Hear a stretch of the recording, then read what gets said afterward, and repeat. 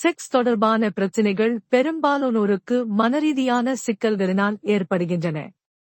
பாலியல் ரீதியான பிரச்சினைகளை தீர்க்க அதற்கென உள்ள சிறப்பு மருத்துவர்களை அணுகலாம் அல்லது உளவியல் நிபுணர்களை சந்தித்தும் ஆலோசனை பெறலாம். மனதில் தன்னம்பிக்கையையும் உடல் ரீதியாக பலத்தையும் பெறுவதன் மூலம் பாலியல் ரீதியான சிக்கல்களை தீர்க்கலாம். பால்வினை நோய்கள் உடல் உறவின் மூலம்தான் மிக முக்கியமாக வருகின்றன.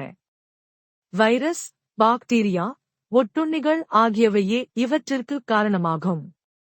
இவ்வகையில் குறைந்தபட்சம் 25 வேறுபட்ட பால்வினை நோய்கள் உள்ளன. இவை எல்லாமே 5 விதமான அறிகுறிகளை வெளிப்படுத்துகின்றன. எஸ்டிடி, செக்ஷுவலி டிரான்ஸ்மிட்டட் இன்ஃபெக்ஷன்ஸ் என்பது பெரும்பாலான ஆண், பெண் போன்றவர்களுக்கு ஏற்படும் பால்வினை நோயாகும். உடல் உறுப்புகளில் வலி, புண்கள் போன்றவை இதன் அறிகுறியாகும். பிறப்புறுப்பில் புண்கள் சாதாரண கட்டியாகவோ நீருடன் கூடிய சிறு சிறு கொப்புளங்களாகவோ காணப்படும். ஒன்றோ பலவோ இருக்கும். இவை வலியுடனோ வலி இல்லாமலோ இருக்கும். இவை ஆண், பெண் இருவருக்கும் வரும். ஒருவரின் சிறுநீர் துவாரத்தின் வழி சீழ் வெளிப்படுமானால் அது நிச்சயமாக பால்வினை நோயின் அறிகுறியாகும். இது அடிக்கடி சிறுநீர் கழிக்கும் போது எரிச்சலுடனோ வலியுடனோ வெளிப்படும். பெண்களுக்கு துர்நாற்றத்தோடு ஒழுக்கு வெளிப்பட்டு துணிகள் கரைபடியுமானால் அது பால்வினை நோயின் அறிகுறியாகும். ஆண், பெண் இருபாலருக்கும் கவட்டியில் அதாவது இடுப்பும் காலும் இணையும் பகுதியில் நெறிகட்டுதல்.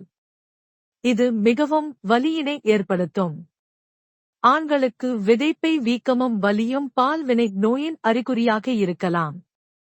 அதேபோல் பெண்களுக்கு தொடர்ச்சியான அடிவயிற்று வலி பால்வினை நோயாக இருக்கலாம். உடலுறவின் போது எப்போதும் மிகுந்த வலி ஏற்படுமானால் அது நிச்சயமாக பால்வினை நோயின் அறிகுறியே ஆகும். இதில் ஒரு சில அறிகுறிகள் வெறும் தோற்றுக் கிருமிகளாலும் ஏற்படலாம். ஆனால் எதுவாக இருந்தாலும் உடனடியாக மருத்துவ பரிசோதனை செய்து சிகிச்சை மேற்கொள்வது மிகவும் முக்கியம்.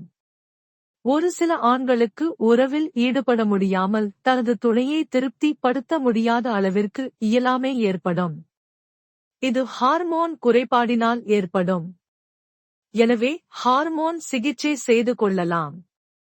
கவுன்சிலிங் மூலமும் ஆயுர்வேதா, சித்தா, ஹோமியோபதி மருத்துவ முறையிலும் இதற்கு தகுந்த சிகிச்சை அளிக்கப்படுகிறது.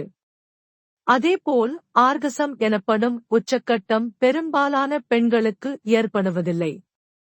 இதனால் எதையோ இழந்தது போல காணப்படுவார்கள். உளவியல் நிபுணர்களை சந்தித்து சரியான கவுன்சிலிங் எடுத்துக் கொண்டால் சிக்கல்களை எளிதில் தீர்க்கலாம். விந்தணுவில் இரத்தம் வெளியாதல், பிறப்புறுப்பில் இரத்தம் வெளியானாலும் ஒருவித அச்சம் ஏற்படும்.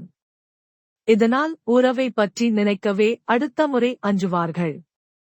அதேபோல் பிறப்பறுப்புகள் சிறியதாக இருந்தாலும் செக்ஸ் பற்றிய அச்சமும் ஒருவித தாழ்வு மனப்பான்மையும் ஏற்படும்.